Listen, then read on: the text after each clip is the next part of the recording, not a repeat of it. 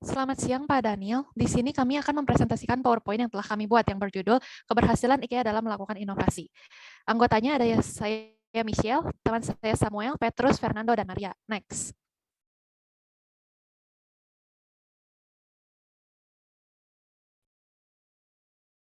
Topik presentasi yang akan kami presentasikan ada 4. Yang pertama, produk life cycle dari perusahaan IKEA, mulai dari fase kemunculan, kemajuan, dan kejayaan perusahaan tersebut sebelum akhirnya mengalami keberhasilan. Lalu yang kedua, perusahaan IKEA mengalami keberhasilan serta alasannya.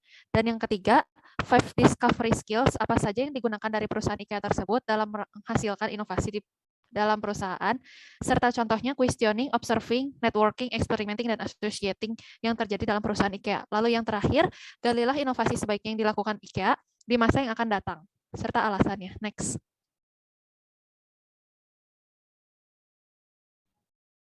Yang pertama, apa itu IKEA? IKEA adalah sebuah retail perabot untuk rumah tangga atau home decor dari Swedia. Perusahaan ini didirikan oleh Ingvar Kamprad pada tahun 1943. Awalnya IKEA menjual berbagai barang, mulai dari pulpen, dompet, bingkai foto, hingga jam tangan. Pada Maret 1963, toko IKEA pertama di luar Swedia dibuka, yaitu di Asker, dekat Oslo, Norwegia. Biasanya toko IKEA terdiri dari 2 lantai, dengan ruang pamer dan market hall di atas, dan gudang di bagian bawah. Selain itu, di toko IKEA sendiri terdapat pula restoran yang menjual makanan bakso Swedia atau meatball Swedish. Next.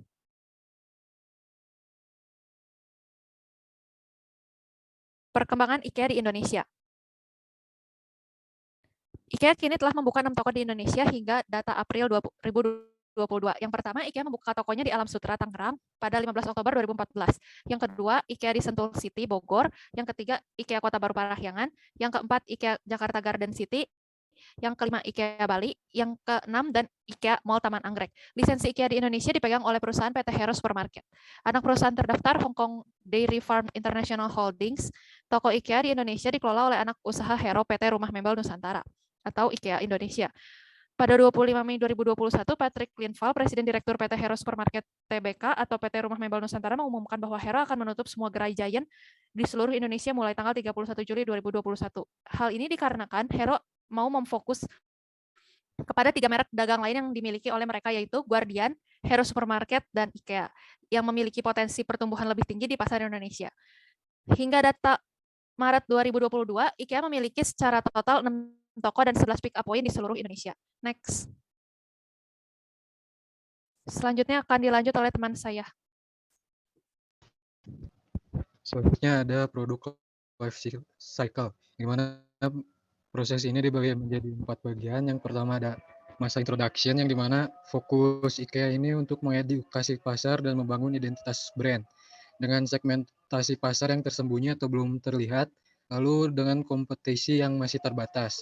Lalu untuk fase yang kedua itu growth, yang dimana IKEA akan fokus untuk menyaring produk dan membangun produk pilihan dengan segmentasi pasar yang sedikit muncul, lalu kompetisinya sedikit bertumbuh. Untuk masa maturity, IKEA akan fokus untuk menambah dan membedakan produk dan membangun reputasi brand. Untuk segmentasi pasar di masa ini yaitu sudah mulai terbagi-bagi dengan kompetisi yang sangat kuat. Lalu untuk masa decline, ini walaupun belum terjadi, akan tetapi jika masa ini terjadi, maka IKEA akan fokus untuk menghapuskan model yang lemah dan mengurangi biaya dengan segmentasi pasar yang mulai terkikis dan kompetisi yang memudar. Lanjut.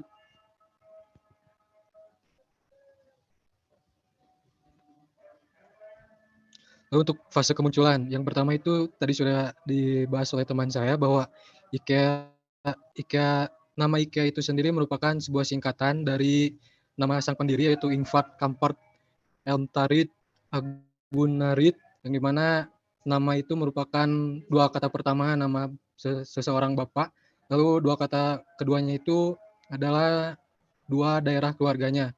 Lalu beliau itu sudah mulai berwirausaha dari usia 7 tahun, yang dimana beliau mulai berkeliling daerah untuk menjual barang-barang mulai dari ikan, pernik Natal, pulpen, dan hingga pensil. Hal ini dilakukan untuk melatih skill berwirausaha. Lalu pada tahun 1943, terbangunlah perusahaan IKEA yang dimana mengadopsi model bisnis dengan sistem pemesanan menggunakan katalog dan surat. Lanjut. Lalu pada tahun 1956 terdapat seorang karyawan IKEA yang menyarankan ide furniture yang bisa dirakit, sehingga pada saat itu hingga saat ini IKEA terkenal dengan furniturnya yang bisa dirakit sendiri. Lalu pada tahun 2017 untuk IKEA mengenalkan aplikasi augmented reality atau AR, yang dimana aplikasi ini berguna untuk memvisualisasikan produk-produk yang dimiliki oleh IKEA, tetapi hanya bisa memvisualisasikannya saja, tidak bisa untuk membeli secara langsung lewat aplikasi tersebut. Lalu pada tahun 2019, IKEA meluncurkan aplikasi baru yang dimana aplikasi tersebut bisa memvisualisasikan produk-produk mereka dan bisa melakukan pembelian dari aplikasi tersebut. Selanjutnya akan dijelaskan oleh teman saya. Dan selanjutnya adalah tentang fase kemajuan. Ya, konsep IKEA ditemukan pada sebuah perusahaan furnitur dengan harga jual dengan sangat rendah. IKEA mempunyai jangkauan pasar yang sangat luas di seluruh dunia, baik di negara berkembang ataupun negara maju, dengan konsep penawaran harga jual barang furnitur dengan harga yang sangat rendah. Dan yang kedua adalah IKEA dengan pengakuan merek internasional yang kuat, dibangun di atas filsafat yang unik dan harga produk yang rendah. Dikomunikasikan dengan kinerja penjualan yang solid sejak tahun 1997, yaitu dengan mengurangi harga barang dengan berbagai cara tanpa mengurangi kualitas terhadap produk tersebut.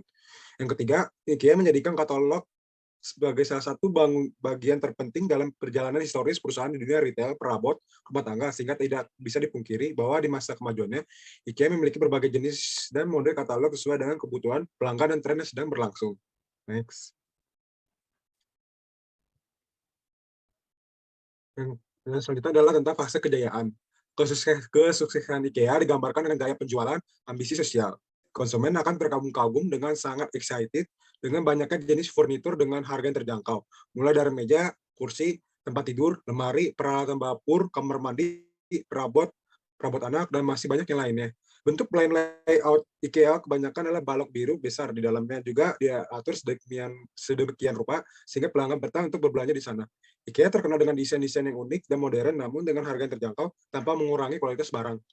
IKEA juga mempertahankan kontrol total, harga desain dan pasokan rentang produk secara global, dan tentunya memiliki portofolio produk yang dapat memenuhi kebutuhan untuk gaya hidup konsumen. Next.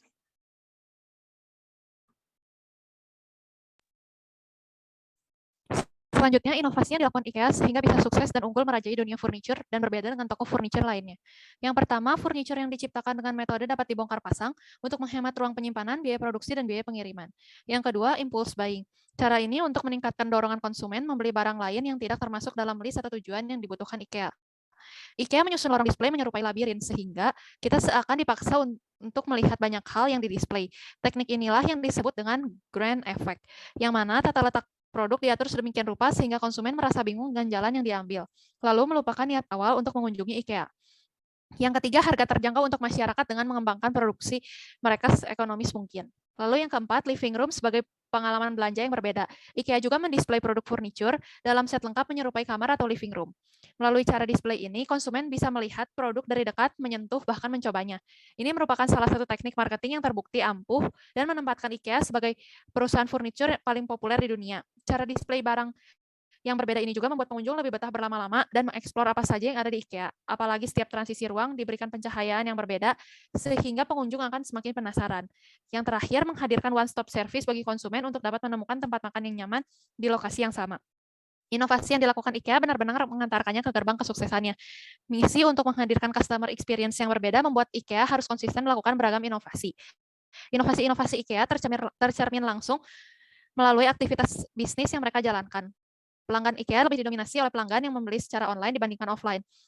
Berdasarkan data pada tahun 2017, IKEA pertama kali mengenalkan aplikasi untuk konsumen bisa memvisualisasikan barang yang mereka inginkan di rumah sebelum melakukan pembelian. Konsumen yang ingin melakukan pembelian masih harus pergi ke store. Pada tahun 2019, IKEA meluncurkan aplikasi di mana konsumen bisa melakukan pembelian online. Konsumen bisa memasukkan keterangan, dimensi ruangan mereka, dan memilih berbagai produk yang sesuai dengan selera mereka. Setelah itu, mereka dapat memesan produk tersebut melalui aplikasi. Next, selanjutnya akan dilanjutkan oleh teman saya. Oke, selanjutnya adalah 5 discovery skills, di mana ada questioning, observing, networking, experimenting, dan associating. Next. Yang pertama itu adalah questioning, di mana pertanyaan itu bisa berupa pertanyaan terbuka maupun pertanyaan tertutup. Juga ada pertanyaan-pertanyaan seperti pada tahun berapa IKEA dibangun, tujuan, dan juga awal mula. Lalu selanjutnya adalah observing, di mana itu tujuannya untuk melihat apa yang digemari masyarakat dan apa yang disukai masyarakat agar dapat tertarik pada perusahaan IKEA. Nah, contoh pertanyaannya itu ada furnitur seperti apa, pelayanan apa, dan juga layout apa yang digemari oleh masyarakat. Lalu yang ketiga itu adalah associating, di mana IKEA ini menjalin kerjasama dengan Asosiasi Kerajinan Rakyat. Ini tuh bekerjasama pada tahun 2015 dengan APIKRI atau Asosiasi Pengembangan Industri Kerajinan Tangan di Yogyakarta untuk menghasilkan furnitur kerajinan tangan. Bisa dilanjut. Lalu yang keempat itu networking, di mana hal itu tujuannya untuk mencari kita supaya dapat berkembang lebih baik lagi. Dia juga bekerjasama dengan Inka Group, itu mengelola 380 gerai IKEA di 30 negara Indonesia. Nah, tahun ini tuh Inka Group mengakuisisi perusahaan pengembangan teknologi 3D dan artificial intelligence atau disingkat dengan AI secara digital. Juga teknologi ini tuh digunakan untuk menghidupkan IKEA secara digital juga. Lalu yang kedua itu IKEA bekerjasama dengan WWF untuk meningkatkan kehidupan para petani kapas selama lebih dari 1 dekade, di mana tujuannya tuh untuk menanam kapas dengan cara yang ramah lingkungan. Lalu yang ketiga adalah bekerjasama dengan Kredivo, di mana tuh dengan menggunakan metode buy now, pay later, di mana tuh memungkinkan masyarakat berbelanja di IKEA dengan menggunakan pembayaran Kredivo ini. Nah, ini tuh juga dapat memberikan pilihan, contohnya itu membayar dalam 30 hari dengan cicilan 3 bulan, atau dengan cicilan 6 bulan, atau 12 bulan dengan bunga 2,6% per bulannya. Lalu yang terakhir itu adalah experimenting, di mana mereka bereksperimen untuk layout dan desain barang yang buat para pengunjung dapat berlama-lama untuk mengeksplor di IKEA. Contohnya itu adalah furniture IKEA Home Lab, di mana itu bekerjasama dengan ilmuwan untuk membuat produk yang memenuhi kebutuhan pelanggannya. Lalu yang kedua itu adalah one stop service yang telah dijelaskan tadi, di mana itu merupakan satu-satunya perusahaan yang menyediakan berbagai furniture juga dengan adanya restoran di dalamnya. Bisa lanjut?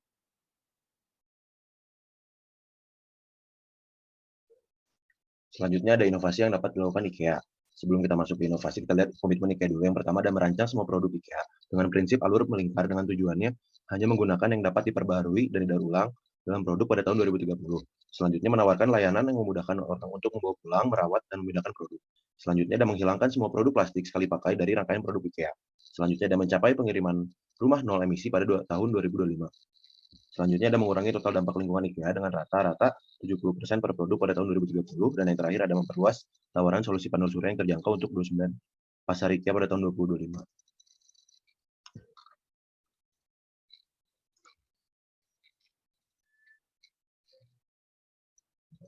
Selanjutnya ada inovasi yang pertama, yaitu pembayaran dengan waktu. Pembayaran dengan waktu mungkin terdengar aneh, tetapi ini mungkin terjadi di IKEA Dubai, di mana masyarakatnya dapat membeli barang dengan menukarkan waktunya untuk mendapatkan barang yang mereka inginkan. Singkatnya, waktu yang kita akan tukar dengan rupiah dalam bentuk per jam menghasilkan berapa rupiah dengan perhitungan khusus dari IKEA.